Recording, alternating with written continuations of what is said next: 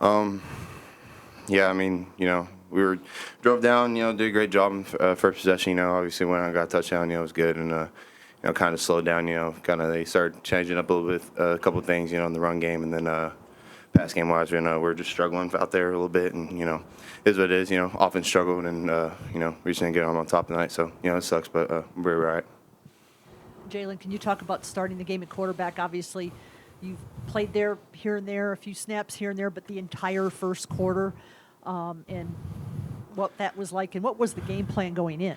Yeah, it wasn't expected. Obviously, I was just trying to do my best to be ready. He came and told me, and warm us that we're gonna start out and that formation and stuff, and told him, all right, yeah, we ran the ball really well in the first couple of runs, and then after that, we kind of slowed up a little bit, and then got it back again in the back half of the game. So I mean, obviously it's cool, big quarterback, but we didn't come on top, so that's all that matters. So it sucks, but props to the O-line. They did a great job. Everyone on the team did a good job, but especially in the run game, did a really good job. So I have a lot them to thank.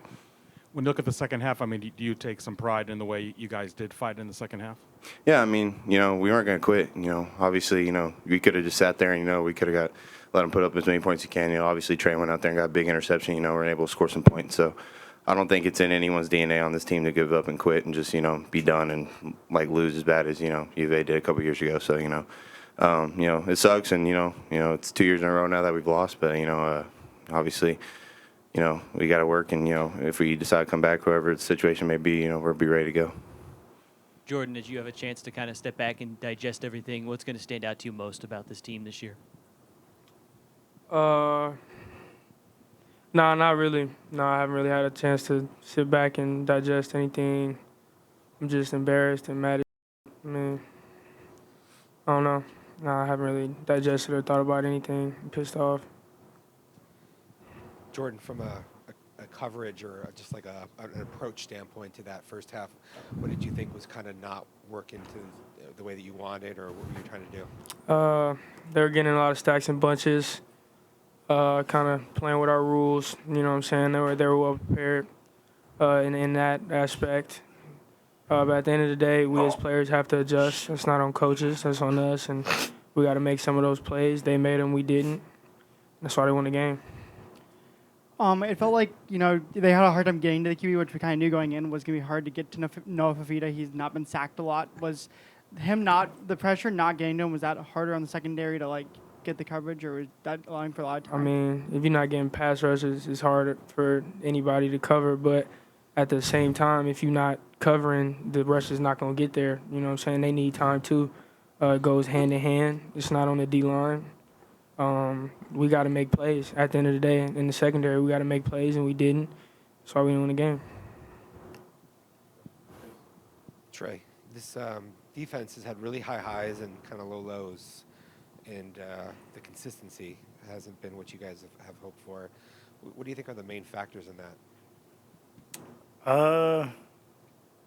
I got to say just execution. There's things that are put in place to where we're set to make plays, and we just got to execute the plays. Yeah, every call is not going to be the best call for every single play. That's part of football. But at the end of the day, just executing what we know, what we should be doing. And just from that, man, that's where the ups and downs come from, just doing our 111. And then, Jalin, I mean, with Jaden getting back in, I mean, obviously, how do you feel he settled into the game as it went on? I mean, he did okay. I mean, obviously, it's hard to not play in 9 games and, just come in and playing the biggest rivalry game, of your life. So, props to him for, preparing all week and doing a good job. Obviously, I mean, like I said, it's hard. I mean, it'd be hard for any quarterback, especially a true freshman, to go do that, after not playing in 9 games. So, props to Jane, did a really good job. Obviously made some really good throws. Obviously, you see what he's going to be able to do in the future. He's a great quarterback. He's definitely settled in. He did a good job keeping his composure and stuff. So, yeah, props to Jaden, but I mean, it's a hard situation. So, and he did a good job handling the adversity and do what he can. Trey, you had an interception in the second half. Start to turn momentum a little bit. Tell me, what did you see that caused the interception to happen? Well, we had a pressure coming for the quarterback. They had lined up in Indy. We checked to our coverage. Obviously, the lineman full slide, so both the linebackers dropped out, and we knew that he was going to stare down his receiver. So I melted fast coming back across the formation and then just made a play. I seen green, but when you 22, you kind of get old when you take a lot of hits. So, but I did see a lot of green, and I was glad that my boys was up there blocking for me. With kind of the way that the first half goes, first half went? What was kind of the message in the locker room, especially on the defensive end, to be able to come out and finish the game and kind of slow them down at least a little bit on what they did offensively? I think the biggest thing was just coming out with fight.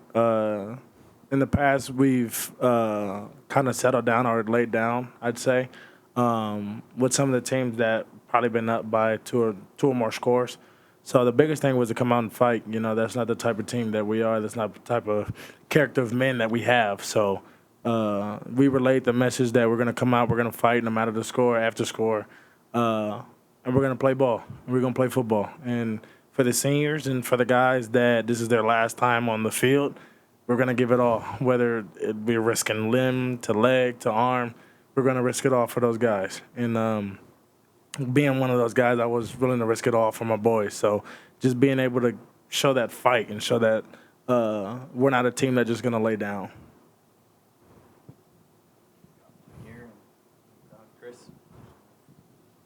Just kind of building off what you're saying there, Trey, and Jordan and Jalin, for you guys too. You're veteran players, but this is like the first year of a culture, of a new culture. So, like, how does that feel when it comes in a season of disappointment, but what you guys are trying to build for the future? I can say for myself, I've been a part of 5 different cultures. And this is the first culture I genuinely bought into, whether it was the weight room, whether it was the playbook on defense, whether it was special teams, and just believing in what Coach echoes every day. And I love this culture. I wouldn't trade any place for where I am right now. And I love the guys that are in that room. I love the coaches. I love these players. As you can see, these players are dedicated to each other. You know what I mean? This not just – it's more than football. So for me, the culture that Coach has built is only going to get stronger and bigger. And I'm just saying, for the future, man, it's going to be something to see. Yeah, just to piggyback off what he said, I mean, what's the saying? Like, was it Rome wasn't built in a day or something? So it's just like, it's tough. I mean, when you go back and you kind of look at, Coach Dillingham's past for a Florida State team that, struggled. When they staff first got there, and then now they're ranked 5th in the country. It takes time. And a bunch of those players at the time were freshmen, and we're kind of right now just trying to build that up, and obviously get to where we want to be. I think everyone did a great job. Obviously, shout out to the seniors and just everybody that that's played their heart out today, and even the young guys that came out there and played for the seniors and played for all of us. Everyone did a good job, and obviously these two veterans that I play with. Obviously Trey 1 year and Jordan 3. I mean, it's been awesome, and no one quit. Everyone played hard. Obviously it sucks to lose this one, but obviously that's what the offseason's for. It gives people motivation. So yeah, but Coach Dillingham and everybody's doing a great job. There's no one that's not bought in. If you're not bought in, then they're free to leave. So. That's kind of the entire going in with, but I think we did a good job. Hey, Trey, Jake Seymour, Sun Devil Source. Dillingham has said that this seniors class has to kind of build a foundation for success down the road. Just from your perspective, as someone who's been around 5 different cultures, what are the necessary steps that need to continue to happen to find success in the next few years? I'd say grit. Being around a lot of coaches and having coaches come in and out of a program, it can mess up a lot of the players' thought process and mental. So I think a lot of the grit that the guys have, that's something that Coach brought in, and that competitiveness, that's something that our team has been built on, and something that we've kept throughout this whole season. Through the ups and downs, obviously we don't like losing, but with his mindset and the aggressiveness that he has, it trickles down to us, and we got to be wanting to go out and fight and not just lay down and be willing to punch back if you get punched first. So that grit and that fight, that's something that I love with Coach Dillingham that he set with us in the spring in an off season.